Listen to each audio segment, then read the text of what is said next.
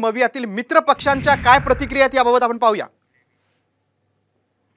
काँग्रेस शिस्तबद्ध पक्ष आहे, ते कारवाई करतील असं खासदार संजय राऊत म्हणतात। विधान परिषदेमधील मतफुटीवर राऊतांचं हे वक्तव्य आहे।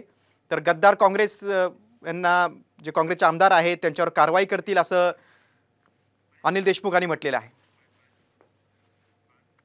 तो काँग्रेस पक्षाचा अंतर्गत मामला आहे, पण काँग्रेस पक्ष हा शिस्तबद्ध पक्ष आहे, डिसिप्लिन पाळणारा पक्ष आहे।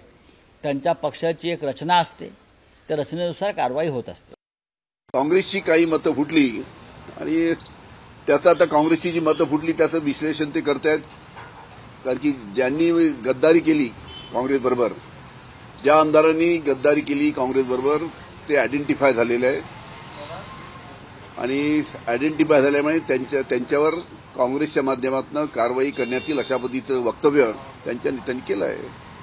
तशा पद्धतीच्या हालचाली पुढील काळामध्ये होतील असं दिसतं।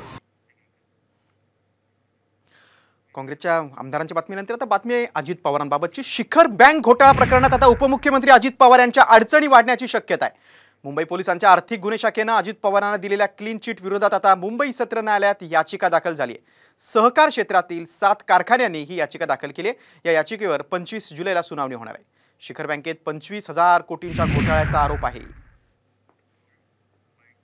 शिखर बँक घोटाळा संदर्भात क्लीन चिट मिळणं हाच एक मोठा घोटाळा आहे। अशा प्रकारे हजारो कोटीच्या घोटाळ्याचे आरोप करायचे, खटले चालवायचे, त्या खटल्यासाठी लाखो रुपये खर्च करायचे सरकारनं, आणि त्या आरोपीनं पक्ष बदलला की तो खटला बंद करायचा।